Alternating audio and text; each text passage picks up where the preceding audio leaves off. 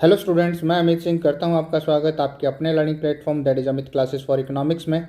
और आज जो हम टॉपिक डिस्कस करने वाले हैं वो है आपका लिमिटेशंस ऑफ ग्रीन रिवोल्यूशन। और ये जो टॉपिक है that is the last topic from your chapter number 3, feature problem and policies of agriculture in your Indian economic development. तो बात करें हम ग्रीन रिवोल्यूशन की, तो ग्रीन रिवोल्यूशन की बात करें तो आप अचीवमेंट्स कहें जो आपके एग्रीकल्चर रिफॉर्म हुए हैं, ठीक है, या ग्रीन रिवोल्यूशन कहें, बोथ आर सेम थिंग। अब ये ग्रीन रिवोल्यूशंस के अंदर लिमिटेशंस क्या थी, उसकी जो है ड्रॉबैक्स क्या रही, नुकसान क्या रहे, वो थोड़ा सा हम जो है क्या करते हैं प्रेजेंट वीडियो के अंदर चेक करते हैं। और यहाँ पे हमारा जो है चैप्टर क्या हो जाएगा, थर्ड कंप्लीट हो जाएगा। तो आइए डिस्कस करते हैं वन बाय वन। जो पहला टॉपिक है वो ये कि जो ग्रीन रेवोल्यूशन जो इंडिया में जो है यूज़ किया गया, सर्टेनली उसने जो प्रोडक्टिविटी को इंक्रीज़ कर दिया था एग्रीकल्चर की अगर हम बात करें, लेकिन फिर भी उसकी जो है दिक्कतें रहीं, फेलियर्स रहें। वो क्या है फेलियर्स? तो सबसे पहली जो लिमिटेशंस की बात करते हैं, फेलियर की बात करते हैं, वो है लिमिटेड क्रॉप्स। कि जो भी ग्रीन रिवोल्यूशन का फ़ायदा हुआ है वो कुछ ही क्रॉप्स को मिला है, और वो ज़्यादातर जो क्रॉप्स हैं वो क्या है, फूड ग्रेन है। और फूड ग्रेन में भी वो दो ही हैं, व्हीट और राइस। इसके अलावा जो है ग्रीन रिवोल्यूशन का जो है फ़ायदा नहीं मिला। और काफ़ी जो नेसेसरी जो क्रॉप्स हैं, जैसे हम बात करते हैं पल्सेस की बात करते हैं, या कॉमर्शियल क्रॉप्स की बात करें, जूट, कॉटन, टी, तो ये वो जो क्रॉप्स हैं जो ग्रीन रिवोल्यूशन का फ़ायदा नहीं ले पाई।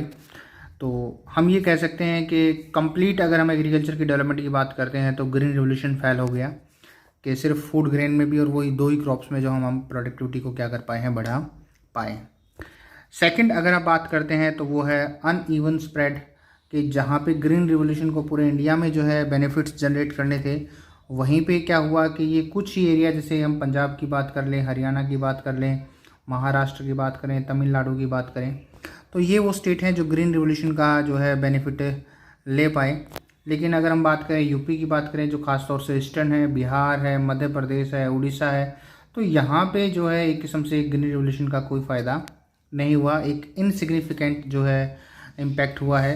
तो हम कहेंगे इस तरीके से भी जो है ग्रीन रिवोल्यूशन जो था, हमारा जो रिफॉर्म थे, वो क्या हो गए, फेल हो गए। शायद कुछ और करना चाहिए था, जो स्ट्रेटजी है उसमें कहीं ना कोई हमारे पास कमी रह गई। थर्ड की अगर हम बात करें पॉइंट क्या था, तो थर्ड पॉइंट्स की बात करते हैं तो लिमिटेड फार्मिंग पॉपुलेशन।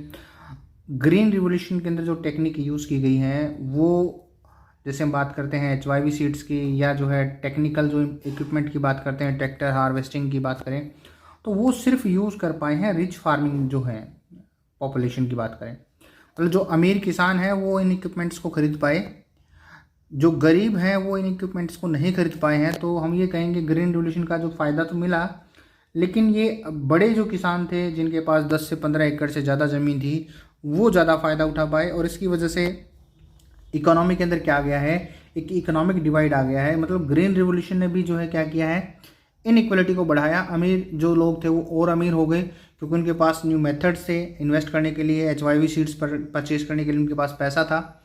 लेकिन जो पुअर सेक्शन है वो थोड़ा सा जो है पुअर रह गया, क्योंकि इंडियन जो एग्रीकल्चर है वो कुछ ऐसा होता था कि सीड्स वगैरह को जो है क्रॉप से ही क्या कर लिए जाते थे, तैयार कर लिए जाते थे। लेकिन जो नया पैटर्न था उसमें क्या था कि हर चीज़ जो एग्रीकल्चर में यूज़ होगी, चाहे वो सीड्स हो, चाहे फर्टिलाइजर्स हो, चाहे पेस्टिसाइड्स हो, कुछ भी हो, आपको मार्केट से खरीदना पड़ेगा, जो पुअर फार्मर्स के बस की बात है नहीं रही। तो इसकी वजह से जो हम कहेंगे कि ग्रीन रिवोल्यूशन जो है वो फेल हो गया, और जिसका बेनिफिट मिलना था वो एक्चुअली लोगों को सबको नहीं मिला। अब क्वेश्चन ये आता है, तो क्या हमें एक ग्रीन रिवोल्यूशन की और ज़रूरत है? तो सर्टेनली हमें चाहिए ग्रीन रिवोल्यूशन, लेकिन अब की बार जो ग्रीन रिवोल्यूशन चाहिए वो जैसे पहला हमने एक्सेप्ट किया था वैसा नहीं। अब की बार हमें ऐसा ग्रीन रिवोल्यूशन चाहिए जो लेबर इंटेंसिव टेक्निक को सपोर्ट करे, जो सस्टेनेबल डेवलपमेंट को सपोर्ट करे, जो कॉस्ट को मिनिमाइज़ करे, और ऐसी प्रयास हों जिस रिवोल्यूशन में कि किसान जो है अपनी ज़रूरत की, जो जैसे सीड्स की बात करें या फिर फर्टिलाइजर्स की बात करें, बीमारियों की बात करें जो फसलों में लग जाती है, उन सब का ट्रीटमेंट या उन सब के जो है अरेंजमेंट जो है, मैनेजमेंट जो है वो क्या कर पाए, अपने खेत पे खुद ही कर पाए, अपने हाथों से कर पाए, उसको मार्केट से जो है चीज़ें परचेज करने की ज़रूरत है ना हो। तो इस तरह की जो फार्मिंग है एक्चुअली वो ऑर्गेनिक फार्मिंग है। तो हमें ऑर्गेनिक फार्मिंग की तरफ जो है ग्रीन रिवोल्यूशन को मोड़ना पड़ेगा, और ऑर्गेनिक फार्मिंग को डेवलप करने के लिए जो टेक्निक्स हैं, मेथड्स हैं, उनको क्या करना पड़ेगा, डेवलप करना पड़ेगा, तभी क्या होगा कि जो प्रोडक्टिविटी है वो रियल टर्म में जो है बढ़ेगी, और हम जो वर्ल्ड का जो स्टैंडर्ड है, जो दुनिया जहाँ पहुँची हुई है, हम वहाँ पहुँचेंगे। प्रेजेंट जो ग्रीन रिवोल्यूशन उसने क्या किया है, जो ज़मीन की फर्टिलिटी को परमानेंट ख़त्म कर दिया है, एल्कलिनिटी सैलिनिटी की प्रॉब्लम आ गई है, हम उससे जो है बचना चाहेंगे कि अब की बार जो है ग्रीन रिवोल्यूशन के अंदर कुछ ऐसा हो कि ज़मीन की जो फर्टिलिटी है वो परमानेंट बढ़े, न कि वो कम हो। उसको एक्सप्लॉइट नहीं करना, उसको एनरिच करना है, ये जो है मकसद रहे ग्रीन रिवोल्यूशन का। तो इस तरह की ग्रीन रिवोल्यूशन हमें चाहिए, और ऐसी ग्रीन रिवोल्यूशन चाहिए जो सिर्फ फूड ग्रेन ही नहीं बल्कि हर तरह की जो क्रॉप्स हैं उसके ऊपर क्या हो, वो इम्प्लीमेंट हो, हर एरिया में डेवलपमेंट आए, खासतौर से पल्सेस में। क्योंकि इंडिया जो है वो ज़्यादातर जो है एक किस्म से वेजिटेरियन टाइप की जो है लोग यहाँ पे रहते हैं, और वेजिटेरियंस के लिए अगर प्रोटीन की रिक्वायरमेंट है तो पल्सेस से आती हैं। तो पल्सेस के प्रोडक्शन में जो है इंक्रीमेंट हमें जो है चाहिए। नेक्स्ट की अगर हम बात करें, most farmers in India continue to face uncertainty of weather.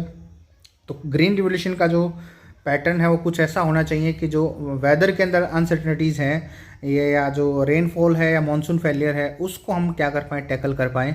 तो ये कुछ पैरामीटर्स हैं कि भाई हमारी प्रोडक्टिविटी दुनिया के सामने लो है, हमारे पास फूड ग्रेन का जो स्टॉक है वो तो चलो ठीक है, लेकिन उसके अंदर अनसर्टेनिटी है, खासतौर से पल्सेस की बात करें, या फिर हम बात करें वेदर के अंदर अनसर्टेनिटीज़ हैं, अभी भी जो है मतलब दिक्कतें आ रही हैं। तो इन सब चीज़ों को दूर करने के लिए हमें एक सेकंड जो है ग्रीन रिवोल्यूशन की रिक्वायरमेंट है। नेक्स्ट अगर हम बात करें तो हम बात करते हैं, अभी भी जो फार्मर्स जो हैं उनको मार्केट में जो है थोड़ा सा अनसर्टेन है, वो प्रॉफिट नहीं अर्न कर पाते। तो अब की बार जो ग्रीन रिवोल्यूशन है वो कुछ ऐसी होनी चाहिए, वो जो कोऑपरेटिव सोसाइटीज़ को जो है यूज़ करे, और किसान जो हैं वो ठीक ढंग से जो है मार्केट को एक्सप्लॉइट करना भी सीखें। और एक लास्ट जो हम बात करेंगे, जो फार्मर्स हैं वो अभी भी जो है डेब्ट ट्रैप की बात करें उसमें फंस जाते हैं। तो इसका क्या प्रोविज़न हो, इसको कैसे सोल्व किया जाए, तो ये भी जो हमें क्या करना है, हमारी जो न्यू स्ट्रेटेजी होगी, जो न्यू ग्रीन रिवोल्यूशन हम इम्प्लीमेंट करना चाहते हैं, उसके अंदर एक फ़ीचर होना चाहिए। तो ये जो 4 या 5 पॉइंट हैं जो मैंने आपके सामने मेंशन किए हैं, तो ये उस नेसेसिटीज़ को शो करते हैं जो ये कहते हैं कि yes we need another green revolution. ठीक है जी, 3 पॉइंट यहाँ इस पेज पे हैं, और 2 पॉइंट आपको कहाँ मिलेंगे, यहाँ इस पेज पे हैं। तो आप इन पॉइंट्स को क्या कर सकते हो, मेंशन कर सकते हो और जस्टिफाई कर सकते हो, yes India need another green revolution. तो अभी के लिए बस इतना ही, थैंक यू।